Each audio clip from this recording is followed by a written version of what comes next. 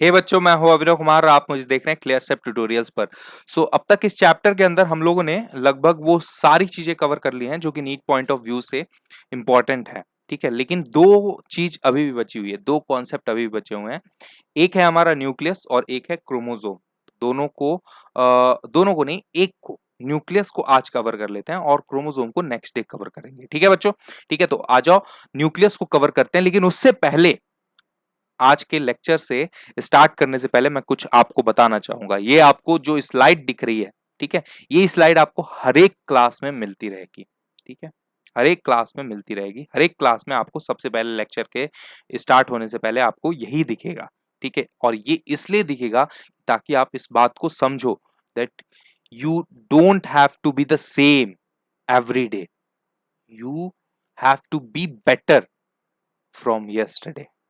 ठीक है, आपको हर दिन अपने आप में, अपने कैरियर के लिए, अपने अपने ग्रोथ के लिए, ठीक है, अपने अपने एकेडमिक के लिए, अपने, ठीक है, अपने लाइफ के लिए आपको परिवर्तन करते रहना पड़ेगा। ये चीज आपको ध्यान रहनी चाहिए, इसलिए ये जो स्लाइड है ये आपको हर एक क्लास में मिलेगी। ओके बच्चों, ओके, तो चलो आज का लेक्चर स्टार्ट करते हैं। आज हम लोग पढ़ेंगे न्यूक्लियस। न्यूक्लियस क्या होता है? Nucleus is a double membrane bound cell organelle. बिल्कुल सेल ऑर्गेनल ही है ये एक, है ना। कुछ लोग बोल रहे होंगे कि सर सेल ऑर्गेनल ये तो आपने बताया नहीं, कैसे बोल रहे हो आप लोग, आप सेल ऑर्गेनल? ठीक है, बिल्कुल ये भी सेल ऑर्गेनल ही है। ठीक है, it is a double membrane bound cell organelle. तो देखो, मैं एक यहां पर सेल बना देता हूं बच्चों। ठीक है, ये मेरा सेल है, ओके, और इसके अंदर मैंने एक न्यूक्लियस बना दिया। ये मेरा न्यूक्लियस हो गया। न्यूक्लियस कैसा होता है? डबल मेम्ब्रेन बाउंड होता है। ठीक है, डबल मेम्ब्रेन बाउंड होता है, दो मेम्ब्रेन रहते हैं इसके। ठीक है, इस न्यूक्लियस के अंदर क्या प्रेजेंट है? इस न्यूक्लियस के अंदर प्रेजेंट है न्यूक्लियोप्लाज्म। न्यूक्लियोप्लाज्म क्या प्रेजेंट है बच्चों? न्यूक्लियोप्लाज्म। सेल के अंदर क्या प्रेजेंट है?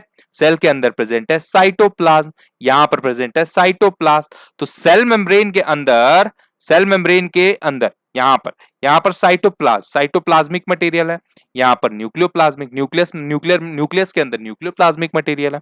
बात समझ में आ रही है? ये हो गया।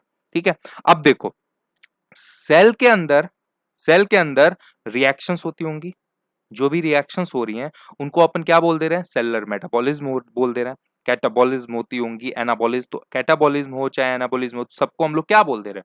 जितने भी रिएक्शंस हो रही हैं उसको हम लोग क्या बोल दे रहे हैं? उस सेल की मेटाबॉलिज्म, सेलुलर मेटाबॉलिज्म। अब वो जो सेलुलर मेटाबॉलिज्म हो रही है ना, उस सेलुलर मेटाबॉलिज्म को कंट्रोल कौन कर रहा है? वो सेलुलर मेटाबॉलिज्म को कंट्रोल कर रहा है हमारा न्यूक्लियस। समझ में आ रही है? ये न्यूक्लियस ही कंट्रोल कर रहा है। ठीक है, और इस न्यूक्लियस के अंदर ये इस काम को तो करता ही है, सेलुलर मेटाबॉलिज्म को कंट्रोल करता ही है सेल के। ठीक है, और साथ साथ में इसके अंदर जेनेटिक इंफॉर्मेशन भी होती है। ठीक है, देखो न्यूक्लियस के अंदर जेनेटिक मटेरियल होता है। क्या होता है बच्चों? जेनेटिक मटेरियल होता है। ठीक है, ओके, डीएनए, आरएनए, ये सब चीजें होती हैं, जेनेटिक मटेरियल होता है। और उस जेनेटिक मटेरियल के अंदर क्या छुपी हुई है? जेनेटिक इंफॉर्मेशन छुपी हुई है।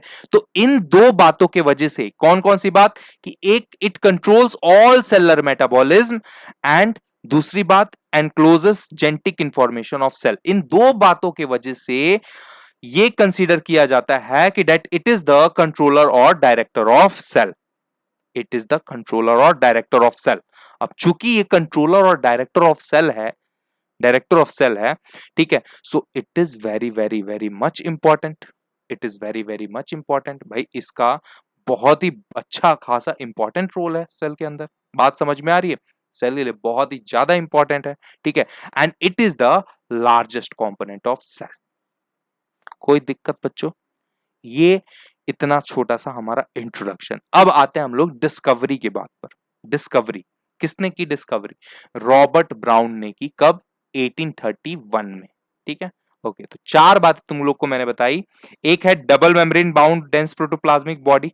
ठीक है, दूसरा, it controls all cellular metabolism and genetic information of cell, जिसके वजह से हम लोग इसको बोलते हैं दैट ये इट इज कंट्रोलर और डायरेक्टर ऑफ सेल। ठीक है, और तीसरी बात मैंने तुमको बताई कि that it is very very much important and largest component of cell. और चौथी बात इसकी डिस्कवरी से रिलेटेड बताई। रॉबर्ट ब्राउन ने इसकी डिस्कवरी की 1831 1 में। ओके, कोई दिक्कत इधर तक? अब आ जाओ, नेक्स्ट चीज क्या है बच्चों? नेक्स्ट है कि स्टडी ऑफ न्यूक्लियस को हम लोग क्या बोलते हैं? देखो, स्टडी का मतलब क्या होता है बच्चों? स्टडी का मतलब होता है लॉजी, और न्यूक्लियस का मतलब क्या होता है? कैरियो। तो karyology is the study of nucleus. समझ में आया? कोई दिक्कत, कोई प्रॉब्लम? ठीक है, देखो, सीव ट्यूब एलिमेंट्स में और मैच्योर आरबीसीज ऑफ मैमल्स में न्यूक्लियस क्या होता है? एब्सेंट होता है। ठीक है, न्यूक्लियस एब्सेंट होता है। कोई दिक्कत? ठीक है, इसका रीजन मैंने तुमको पहले भी बताया हुआ है क्यों एब्सेंट होता है।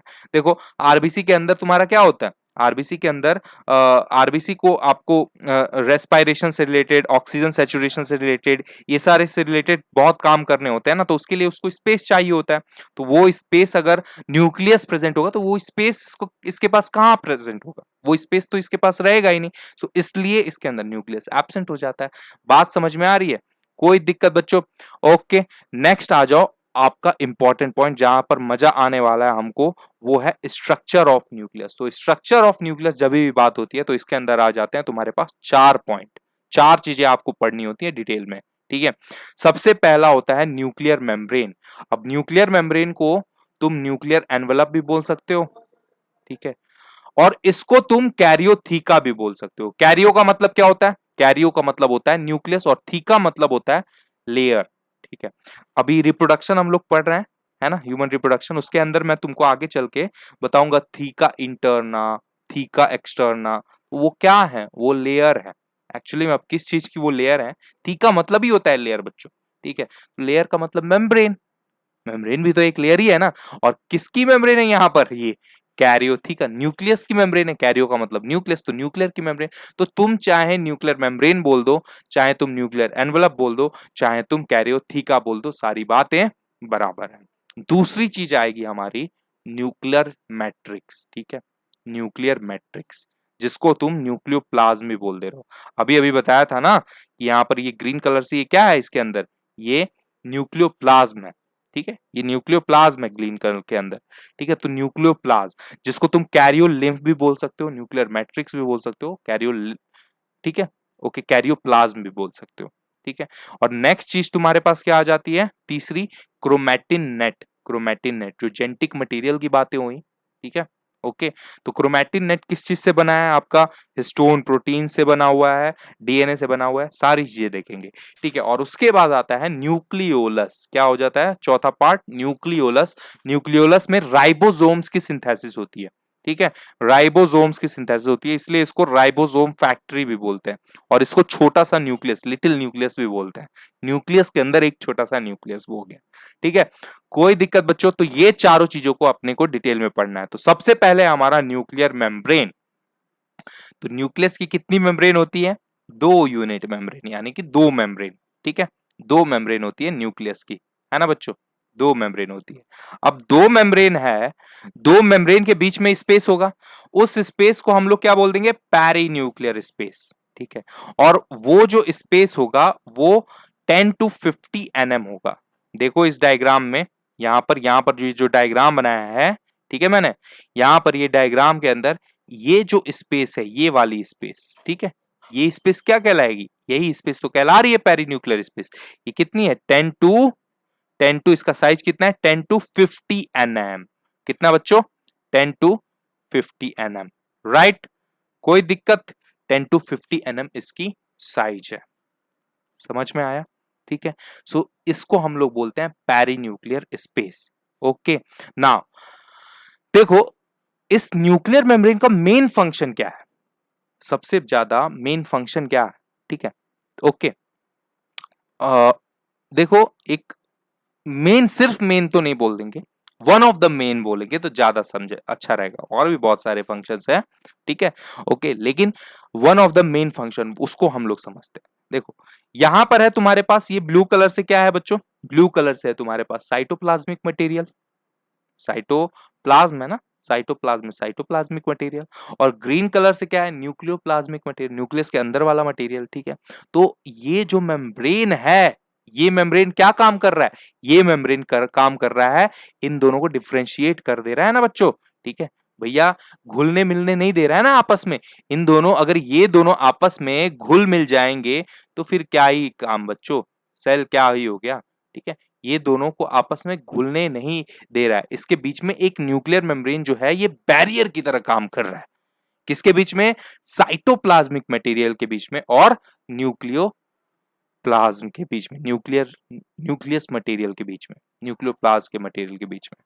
समझ में आई इतनी बात? So it forms barrier between cytoplasmic material and nucleus material. Okay, तो ये भी बहुत इंपॉर्टेंट पॉइंट हो जाती है, तो ध्यान रखेंगे आप सब लोग। ओके, ये हो गया। अब देखो, दो मेम्ब्रेन है, आउटर मेम्ब्रेन और इनर मेम्ब्रेन। जो आउटर मेम्ब्रेन है वो एंडोप्लाज्मिक रेटिकुलम से के साथ में, मतलब वो it remains continuously with endoplasmic reticulum. इस चीज को सर कैसे आप फील कराओगे? बिल्कुल फील कराएंगे बच्चों, फील कराना अपना काम है। याद करो, मैंने तुमको एक एनसीईआरटी का डायग्राम दिखाया था, है ना? आप लोगों ने भी देखा होगा। देखो अभी दिखाता हूं, मेरे पास स्लाइड पड़ी है वो। ठीक है, पूरा स्लाइड को तो मैं इधर उधर कभी करता ही नहीं हूं, है ना? सारी स्लाइड्स मेरे पास रहती हैं। ये देखो, ये है ना, ये वाली डायग्राम दिख रही है सबको? ठीक है, इस डायग्राम में यहां पर ये क्या है बच्चों? ये है अब तुम्हारा न्यूक्लियस, और न्यूक्लियस की आउटर मेम्ब्रेन, और आउटर मेम्ब्रेन के साथ क्या है तुम्हारा? Endoplasmic reticulum. ये पूरा इतना क्या है? ये व्हाट इज दिस बच्चों? This is endoplasmic reticulum. और ये जो है तुम्हारी न्यूक्लियस की मेम्ब्रेन है। ठीक है, न्यूक्लियस की मेम्ब्रेन है। कोई दिक्कत, कोई प्रॉब्लम लालाओ बोलो? ठीक है, सो ये है तुम्हारी, यही बात हो रही है कि जो आउटर मेम्ब्रेन है it remains continuous with endoplasmic reticulum. समझे बच्चा जी? अब नेक्स्ट, नेक्स्ट क्या है? उस आउटर मेम्ब्रेन पर क्या होते हैं बच्चों? छोटे छोटे राइबोसोम प्रेजेंट होते हैं। क्या प्रेजेंट होता है बच्चा? छोटे छोटे राइबोसोम प्रेजेंट होते हैं। तो दो लो मैं राइबोसोम बना दे रहा हूं, ये आउटर मेम्ब्रेन पर छोटे छोटे राइबोसोम्स प्रेजेंट है। ठीक है, समझ में आ रहा है? ओके, कोई दिक्कत? ओके, अब अच्छा जरा ध्यान से देखना बच्चों, ये डायग्राम को देखो तुम, इस डायग्राम को देखो। ये है तुम्हारा क्या? ये है तुम्हारा आउटर मेम्ब्रेन, ये है तुम्हारा आउटर मेम्ब्रेन, और ये तुम्हारा क्या है बच्चों? Inner membrane, inner membrane. इस इन दोनों के बीच में, इन दोनों के बीच में क्या है? स्पेस प्रेजेंट है, जिसको मैं क्या बोल दूंगा? पेरी न्यूक्लियर स्पेस बोल दूंगा। इसको मैं क्या बोल दूंगा? पेरी न्यूक्लियर स्पेस बोल दूंगा, स्पेस बोल दूंगा, जिसकी साइज कितनी है बच्चों? 10 to 50 nm है। राइट, कितनी बच्चे है साइज? 10 to 15 nm है। ओके, अब नाउ नेक्स्ट आ जाओ यहां पर देखो, इस न्यूक्लियर लैमिना, जो इनर मेम्ब्रेन है ना, जो आउटर मेम्ब्रेन तो हो गया, ठीक है, जो इनर मेम्ब्रेन है, इनर मेम्ब्रेन जो है आपको दिख रही है, इनर मेम्ब्रेन के इनर साइड पर, यहां पर इस साइड पर, ठीक है, इस साइड पर, ये है इनर मेम्ब्रेन, ये इनर मेम्ब्रेन है, इसके इस साइड पर ये तुम्हारा ऐसा कुछ स्ट्रक्चर प्रेजेंट है। ये स्ट्रक्चर पता है किसका बना हुआ है? ये लैमिन प्रोटीन का बना हुआ है। ये किसका बना हुआ है? लैमिन प्रोटीन का बना हुआ है। ये लैमिन प्रोटीन के फिलामेंट्स हैं। ठीक है, सो इसको हम लोग बोलते हैं न्यूक्लियर लैमिना। अच्छा, इसका ये देखो, ये ऐसा प्रेजेंट, ये ब्लू कलर से देख रहे हो, ये ब्लू कलर से इसके अंदर ये वाला, यही है, ये ब्लू कलर से ये देख रहे हो, यही है, ये लैमिन प्रोटीन के फिलामेंट से बना हुआ है। ठीक है, ये क्या काम करता है? ये न्यूक्लियस को स्ट्रक्चर, ठीक है, ये क्या काम करता है बच्चों? ये स्ट्रक्चरल, फंक्शनल और ट्रांसक्रिप्शनल रेगुलेशन में हेल्प करता है। It provides structural, functional and transcriptional regulation. ठीक है, सो inner side is lined by nuclear lamina which is filaments of lamin protein and which provides structural, functional and transcriptional regulation। ठीक है बच्चों, ये इसका फंक्शन होता है। कोई दिक्कत? ओके,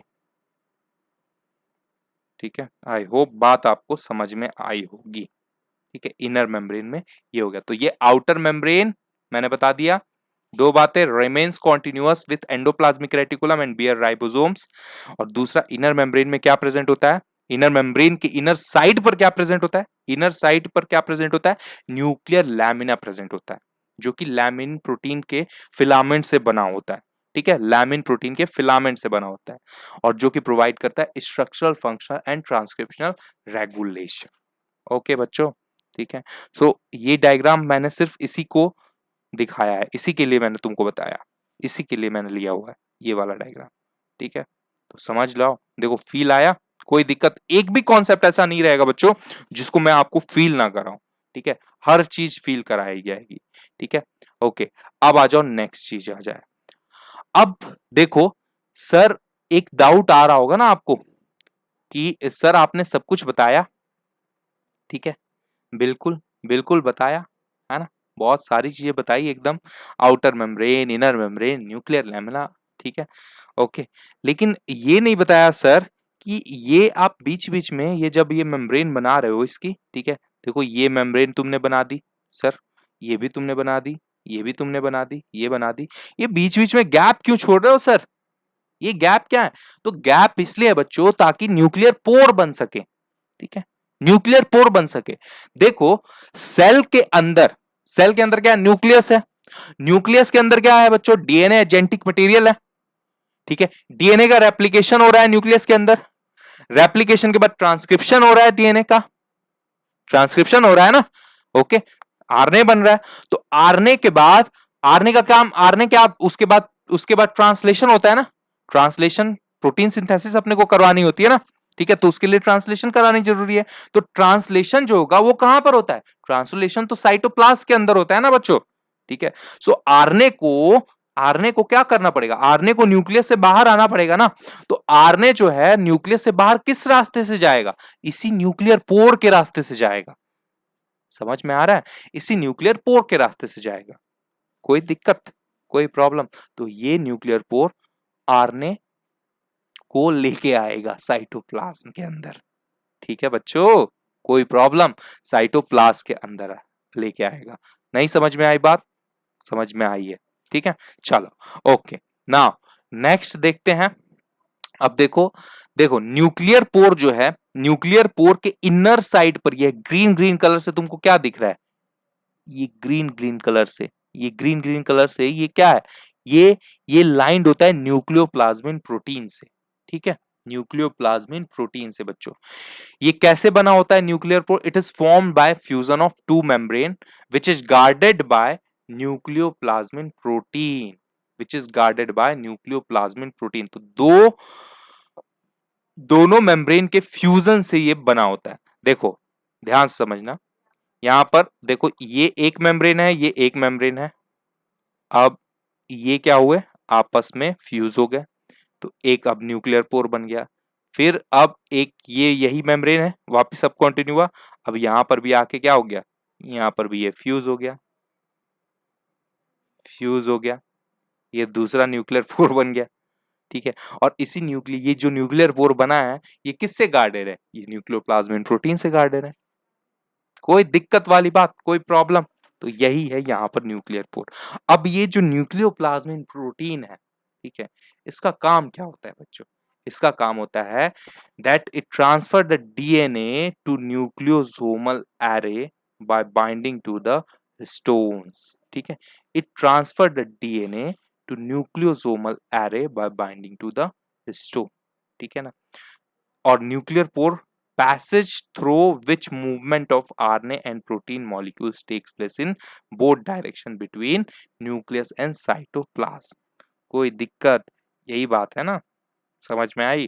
तो ये है तुम्हारा nuclear membrane. I hope nuclear membrane के बारे में सारी चीजें आपको कवर हो गई। तो फर्स्ट पॉइंट आपका तुम्हारा जो था, फर्स्ट पार्ट, 4 पार्ट थे ना डिस्कस करने, तो उसमें से पहला हमने डिस्कस कर लिया न्यूक्लियर मेम्ब्रेन के बारे में। ठीक है, ओके। अब आ जाता है बच्चों हमारा दूसरा पार्ट जो कि है न्यूक्लियर मैट्रिक्स। इसको भी देख लेते हैं, न्यूक्लियर मैट्रिक्स। सो न्यूक्लियर मैट्रिक्स क्या होता है, न्यूक्लियोप्लाज्म क्या होता है, nucleoplasm is the ground substance of nucleus, ground substance of nucleus. ठीक है, it is a ground substance of nucleus. ठीक है, सेल का ग्राउंड सब्सटेंस कौन सा है, सेल का ग्राउंड सब्सटेंस है साइटोप्लाज्म। न्यूक्लियस का ग्राउंड सब्सटेंस कौन सा हो गया? न्यूक्लियोप्लाज्म। कोई दिक्कत, कोई प्रॉब्लम? ठीक है, ये हो गया। अब बच्चों ये जो है ये किस चीज से बना होता है? ये बना होता है कॉम्प्लेक्स कोलॉइड से, कॉम्प्लेक्स कोलॉइड से। और ये कॉम्प्लेक्स कोलॉइड किस चीज से बनी है? ये कॉम्प्लेक्स कोलॉइड बनी है न्यूक्लियोटाइड से, न्यूक्लियोसाइड से, एटीपी से, प्रोटीन से, एंजाइम से। ठीक है, nucleotides, nucleosides, ATP, protein, enzyme, ये सब क्या होते हैं ये सब आप जानते हो, इसको मुझे बताने की जरूरत नहीं है। मॉलिक्यूलर बेस ऑफ इनहेरिटेंस मैंने पढ़ा दी है आप लोग को, है ना? Okay, right. तो ये सारी चीजें रहती हैं, इससे आपका ये कॉम्प्लेक्स कोलॉइड बना होता है। ठीक है, दूसरा, अब यहां पर ध्यान देना बच्चों, इसके अंदर क्रोमैटिन नेट होता है और न्यूक्लियोलस प्रेजेंट होता है। इस न्यूक्लियोप्लाज्म में क्रोमैटिन नेट और न्यूक्लियोलस प्रेजेंट होता है। ठीक है, क्रोमैटिन नेट और न्यूक्लियोलस प्रेजेंट होता है। ये देखो ये न्यूक्लियोलस है, ठीक है, ये चीज है, ये न्यूक्लियोलस है, ये पिंक कलर से दिख रहा है ना आपको, ये न्यूक्लियोलस है। ठीक है, और ये जो डीएनए के आपको दिख रहे हैं स्ट्रक्चर यहाँ पर, ये नेट जो दिख रहा है, ये वाला ब्लू कलर से जितने में बताऊंगा, ये रेड ये दिख रहा है ना, ये क्या है? व्हाट इज दिस बच्चों? ये डीएनए का नेट बना हुआ है। ठीक है, जेनेटिक मटेरियल का नेट, तो यही है क्रोमैटिन नेट। अच्छा, क्रोमैटिन का मतलब क्या होता है? फील लाऊं इसको भी? देखो मॉलिक्यूलर बेसिस ऑफ इनहेरिटेंस हम लोग पढ़ चुके हैं, ये सब डिस्कशन कर चुके हैं, लेकिन चैप्टर को अच्छे से कंप्लीट करना है। देखो बच्चों ध्यान से समझना, बहुत ही ध्यान से समझना। देखो या रुको मैं बनाता हूं, ऐसे बनाता हूं, ये ये ये ये ठीक है, ये है हिस्टोन प्रोटीन। ओके, अब मैं क्या कराऊंगा? इस हिस्टोन प्रोटीन पर मैं क्या कराऊंगा बच्चों? डीएनए को रैप कराऊंगा। ओके, डीएनए को मैंने रैप करा दिया, डीएनए को मैंने क्या करा दिया? रैप करा दिया। ओके, ये मेरा डीएनए को रैप करा दिया हिस्टोन प्रोटीन के ऊपर। ठीक है, ये जो एक पोर्शन है, इतना पोर्शन ध्यान से देखना, बहुत ही ध्यान से देखना, ये जो इतना पोर्शन है ये क्या कहलाएगा? ये कहलाएगा न्यूक्लियोसोम। क्या होती है न्यूक्लियोसोम? मैंने तुमको अच्छे से बताया हुआ है। अब जब बहुत सारे न्यूक्लियोसोम मिलेंगे तो उसको हम लोग बोलेंगे क्रोमैटिन। बहुत सारे न्यूक्लियोसोम का जो नेटवर्क होगा वो क्या कहलाएगा? क्रोमैटिन। ठीक है, अब इस क्रोमैटिन का ही बहुत एकदम अच्छे से ज्यादा नेटवर्क है। ठीक है, सो वो हो गया क्रोमैटिन नेट। ठीक है, इसी क्रोमैटिन का क्या हो गया? जालीनुमा स्ट्रक्चर बन गया, इसको हमने बोल दिया क्रोमैटिन नेट। क्या फील आया? यस और नो बोल दो बच्चों। ठीक है, तो ये हो गया हमारा क्रोमैटिन नेट। ठीक है, ये इसके अंदर होता है न्यूक्लियस के अंदर। ठीक है, न्यूक्लियोप्लास्ट के अंदर, सॉरी, ओके, न्यूक्लियोप्लास्ट के अंदर। ठीक है, राइट बच्चों। अब नेक्स्ट चीज क्या, और दूसरी चीज क्या होती है? न्यूक्लियोलस, पिंक कलर से जो स्ट्रक्चर था। तो दो चीजें होती हैं, एक डीएनए से जो बनी हुई है हमारी और हिस्टोन प्रोटीन से, क्रोमैटिन नेट एक हो गया, और दूसरी चीज होती है हमारी न्यूक्लियोलस। ठीक है बच्चों, ओके। नाउ इट इस न्यूक्लियोस इस न्यूक्लियोप्लाज्म में, इस न्यूक्लियो ये जो न्यूक्लियोप्लाज्म है, इसके अंदर अभी अभी मैंने थोड़ी देर पहले बताया कि न्यूक्लियस के अंदर ही हमारी क्या होती है बच्चों? रेप्लिकेशन, ट्रांसक्रिप्शन होती है। ठीक है, तो it provide sites for transcription, ये भी बात तुमको पता होनी चाहिए, कोई दिक्कत इसके अंदर भी? ठीक है, दूसरा, it contains high concentration of nucleotide in forms of triphosphate. ठीक है, okay. Now and they have enzymes for glycolysis. ठीक है बच्चों, ग्लूकोज के ब्रेकडाउन के लिए, है ना? ओके, सो ये ग्लाइकोलिसिस के लिए इसके पास एंजाइम्स होते हैं। दस न्यूक्लियस में ऑब्टेन एनर्जी बाय ग्लाइकोलिसिस। ठीक है, ओके। ग्लाइकोलिसिस में क्या होता है बच्चों? ग्लूकोज को ब्रेक करते हैं अपन, है ना? ग्लूकोज को ब्रेक करते हैं। ओके, ठीक है, एनर्जी के लिए। ओके, सो ये चीजें होती हैं तुम्हारी न्यूक्लियोप्लास्ट। तो आई थिंक न्यूक्लियोप्लास्ट भी तुमको समझ में आ गया होगा। दो बातें हम लोगों ने कवर कर ली, चार में से दो कवर कर ली। अब आ जाओ क्रोमैटिन नेट। क्रोमैटिन नेट को देख लेते हैं। तीसरी बात, क्रोमैटिन नेट। ठीक है, ये है क्रोमैटिन नेट। ठीक है, देखो क्रोमैटिन का मतलब तो मैंने तुम्हें समझा दिया है क्या होता है ना? कि ये भैया ये न्यूक्लियोसोम है, ये हिस्टोन प्रोटीन है ना। और यहाँ पर मैंने क्या कर दिया, ये रैप कर दिया। किसको रैप किया हूँ, डीएनए को रैप किया हूँ, है ना बच्चों, डीएनए को रैप कर दिया मैंने। तो ये जो एक स्ट्रक्चर है ना, ये एक स्ट्रक्चर क्या कहलाएगा, ये कहलाएगा तुम्हारा न्यूक्लियोसोम। और बाकी का जो पूरा स्ट्रक्चर है, ये पूरा स्ट्रक्चर ये क्या कहलाया जाएगा, ये कहला जाएगा क्रोमैटिन। और इसी का नेटवर्क बना दिया तो क्रोमैटिन नेट हो गया। ठीक है, इस चीज को, ठीक है, फ्लेमिंग ने इसको डिस्कवर किया। ठीक है, फ्लेमिंग ने इसको डिस्कवर किया।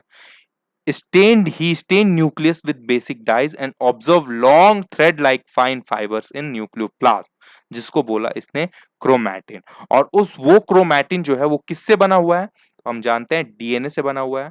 ठीक है, कुछ कुछ आरएनए भी है, हिस्टोन प्रोटीन कॉम्प्लेक्सेस भी है, और some non histone chromosomal proteins भी है। ये एनएससी प्रोटीन क्या होती है, एनएससी प्रोटीन क्यों काम आती है, एनएससी प्रोटीन बहुत ही ज्यादा कॉइलिंग के लिए, बहुत ही ज्यादा कॉइलिंग के लिए इनकी जरूरत पड़ती है। ठीक है, बहुत ज्यादा जब हम डीएनए की कॉइलिंग करते हैं, ठीक है, तो उसमें इसकी जरूरत पड़ती है। ठीक है भाई, भाई क्रोमैटिन ठीक तक तो चलो फिर भी ठीक है, लेकिन जब और भी ज्यादा, जब हम क्रोमोसोम बनाने के लिए डीएनए से ही ने बना हुआ है, ठीक है, तो उससे वो जो हम क्रोमोसोम बनाने के लिए जब कॉइलिंग करते हैं, तो वो कॉइलिंग में हमारी सिर्फ हिस्टोन प्रोटीन से ही नहीं काम बनेगा, हमें नॉन हिस्टोन क्रोमोसोमल प्रोटीन भी चाहिए होगा। ठीक है बच्चों, इसीलिए ना, तो नॉन हिस्टोन क्रोमोसोमल प्रोटीन मतलब कि क्रोमोसोम बनाने वाली प्रोटीन समझ लो। ठीक है, तो non histone chromosomal protein, NSC का मतलब यही होता है, क्रोमोसोमल। ओके बच्चों, ठीक है, ओके, कोई प्रॉब्लम। ठीक है, नाउ नेक्स्ट पॉइंट है, अच्छा ये आरएनए क्यों दिया हुआ है सर, क्रोमैटिन में आरएनए कब से लाने लग गए आप? ये मैंने इसलिए लाया कि बच्चों एनसीईआरटी में दिया हुआ है, इसका रीजन अभी आपको नहीं बताऊंगा।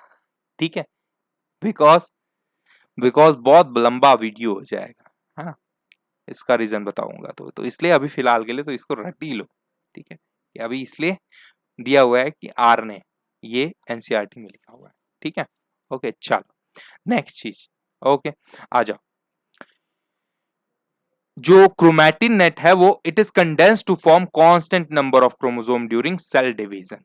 ठीक है बच्चों, it is condensed to form constant number of chromosome during cell division, बिल्कुल ये बात में भी कोई दिक्कत नहीं है। ठीक है, ओके चलो, दो टाइप्स की क्रोमैटिन नेट होती है। अब देखो, अगर अगर ये जो क्रोमैटिन है इसकी कॉइलिंग जो है, फर्दर क्रोमोसोम बनाने के लिए कॉइल्ड होंगे, है ना बच्चों, ये कॉइल्ड होंगे क्रोमोसोम बनाने के लिए, बहुत अच्छे से कॉइलिंग होगी इसकी, हाई लेवल पर कॉइलिंग होगी, जिसके लिए नॉन हिस्टोन क्रोमोसोमल प्रोटीन की रिक्वायरमेंट होगी।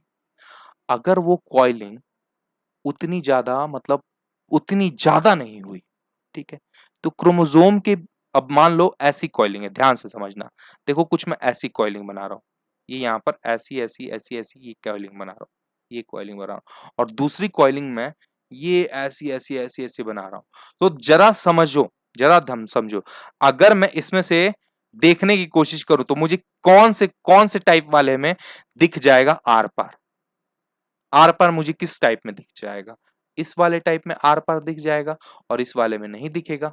ठीक है, इस वाले में नहीं दिखेगा मुझे, इस वाले में दिख जाएगा आर पार। ठीक है, क्योंकि इसकी कॉइलिंग थोड़ी हल्की है। तो इसीलिए जब फ्लेमिंग ने, ठीक है, फ्लेमिंग ने इसको स्टेन करके देखा, भाई साइंटिस्टों ने जब इसको स्टेन करके देखा, ठीक है, तो कुछ जो हुई क्रोमैटिन वो लाइटली स्टेन्ड हुई, ठीक है, लाइटली स्टेन्ड हुई, और कुछ जो हुई वो डार्कली स्टेन्ड हुई।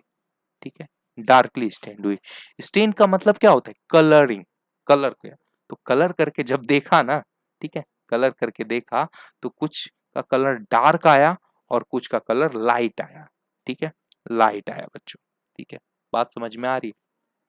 ओके, तो लाइटली स्टेन्ड और डार्क स्टेन, जो लाइटली स्टेन्ड है वो हो गया हमारा यू क्रोमैटिन, और जो डार्क स्टेन है वो हो गया हमारा हेट्रोक्रोमैटिन, डार्क स्टेन है हेट्रोक्रोमैटिन।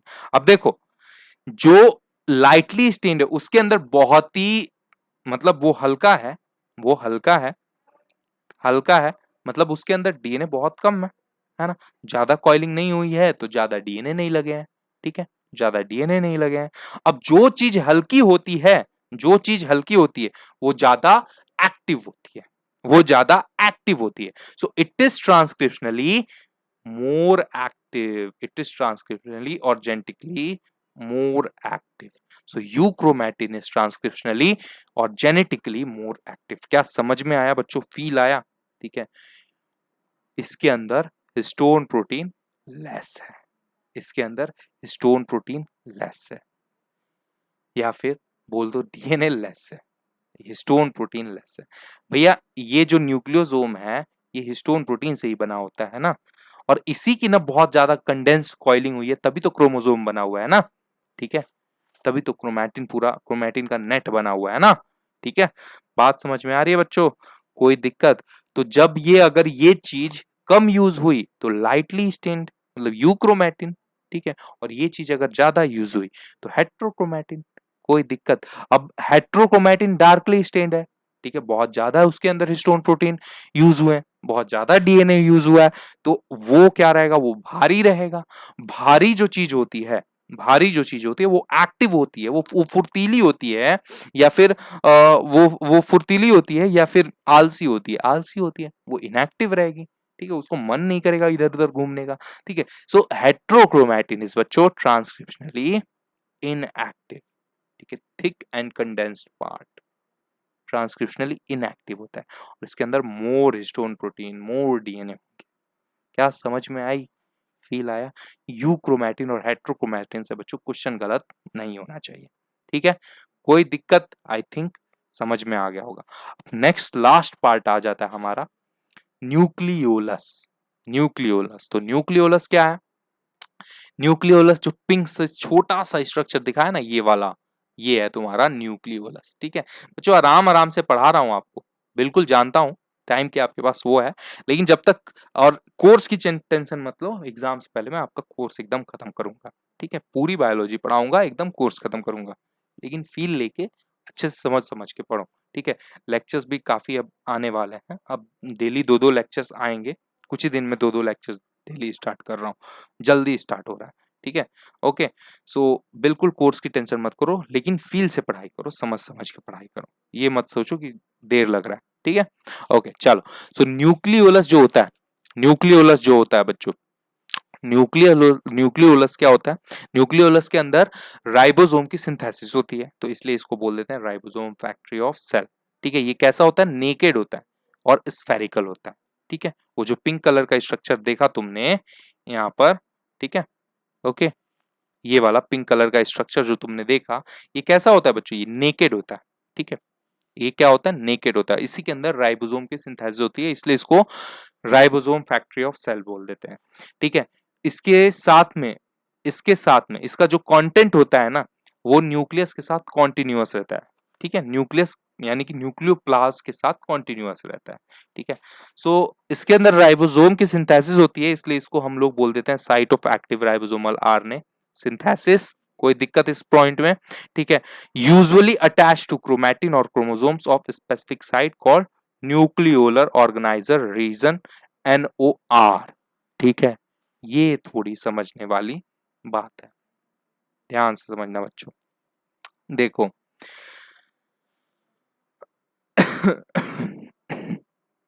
ये जो क्रोमैटिन है, जो मतलब क्रोमैटिन अभी हम लोगों ने देखा, अपन ने देखा क्रोमैटिन, ठीक है।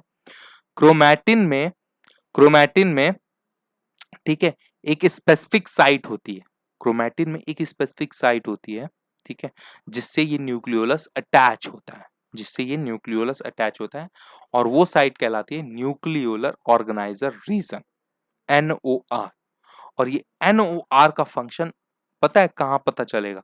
ये फंक्शन क्रोमोसोम जब पढ़ेंगे तब पता चलेगा। अब क्रोमोसोम पढ़ने के लिए तुमको अगले लेक्चर में आना पड़ेगा, तो इसलिए ये आज नहीं बताऊंगा, मैं कल याद दिलाऊंगा आपको कल के लेक्चर में कि देखो याद करो NOR नाम की चीज तुमको बताई थी, ठीक है। NOR की नाम की चीज बताई थी, ठीक है। इस NOR से न्यूक्लियोलस क्या होता है? ठीक है, अटैच होता है, ठीक है, ओके। NOR से अटैच होता है। NOR कहाँ पर प्रेजेंट होती है? क्रोमैटिन में प्रेजेंट होती है। ठीक है बच्चों। अब देखो राइबोसोम का काम क्या होता है? Protein synthesis. जो जो और न्यूक्लियोलस में राइबोसोम सिंथेसाइज होते हैं। ठीक है, ओके। तो जहां पर अपने को प्रोटीन की जरूरत पड़ी, जिस सेल को प्रोटीन सिंथेसिस की ज्यादा जरूरत है, उस सेल में ज्यादा नंबर ऑफ nucleoli present होंगे. So the large and more number of nucleoli are present in cells actively carrying out protein synthesis. ये हो गया हमारा न्यूक्लियोलस बच्चों। बस आज का लेक्चर समाप्त। अगर मजा आया हो, कंसेप्ट में फील आया हो, तो लाइक ठोको बच्चों, और अपने दोस्तों के साथ, अपने मित्रों के साथ, भाइयों के साथ, बंधुओं के साथ, ठीक है, शेयर करो। ठीक है, लेक्चर को दूर दूर तक पहुंचाओ, क्योंकि बहुत बच्चे ऐसे नीडी हैं, ठीक है, जिनको जरूरत पड़ती होगी। बात समझ में आ रही है बच्चों? बहुत बच्चे ऐसे हैं जिनको जरूरत पड़ती होगी। ठीक है, इस इंडिया में 1000 लोगों पर, समझ रहे हो, सिर्फ एक डॉक्टर प्रेजेंट है। हमें हमें क्या करना है? हमें इस डॉक्टर की कमी को पूरा करना है बच्चों। आज हालत देख रहे हो आप लोग, देश की क्या हालत हुई है। ठीक है, देश की ऐसी हालत हुई है कि रोना आ जाता है। इतनी दयनीय स्थिति है, इतनी मतलब खत्म स्थिति है। 1000 लोग पर एक डॉक्टर है। ठीक है, और पेंडेमिक की वजह से तो ये रेशो भी लगभग 0 पॉइंट समथिंग आ गया। ठीक है, ओके, बात समझ में आ रही है? सो इस डाटा को खत्म करना है बच्चों। अगर तुम सच्ची में कुछ देश के लिए करना चाह रहे हो ना, तो इसको खत्म करो। इससे काफी प्रॉब्लम दूर होगी। एज अ मेडिकल स्टूडेंट तुम अगर ये चीज करना चाहते हो, इसको खत्म करो। ठीक है, इसको खत्म करने में कोशिश करो। ठीक है, बात समझ में आ रही है इस रेशो को? कोई दिक्कत बच्चों? इसलिए डॉक्टर बन रहे हो, अच्छा डॉक्टर बनो। ठीक है, अच्छा डॉक्टर बनो एकदम, कि ताकि मरीजों की बीमारी को महसूस भी कर सको। सिर्फ उसका इलाज मत करो, उसको महसूस भी कर सको, उसके दर्द को, उसके पेन को महसूस भी कर सको। लव यू बच्चा पार्टी, नमस्कार। और ये मैंने लगाया है एक, कि ताकि एक्स्ट्रा नॉइज ना आ जाए, इसलिए। तो इसका मतलब कुछ वो मत करना। ठीक है, बच्चे मीम्स बनाने लगते हैं कि ये देखो ये क्या पढ़ा रहा है मास्टर ये लेके। ठीक है, तो ये इसलिए है बिकॉज ताकि आपको साउंड क्लैरिटी जो है वो अच्छी खासी है। ठीक है, क्योंकि मेरा जो यहाँ पर इन्वायरमेंट है ना, मेरा जो घर है, ये बहुत ही थोड़ा नॉइजी है, इसलिए मैंने ये चीज लगाई है। चलो मिलते हैं नेक्स्ट लेक्चर में बच्चों। Love you all. चलो।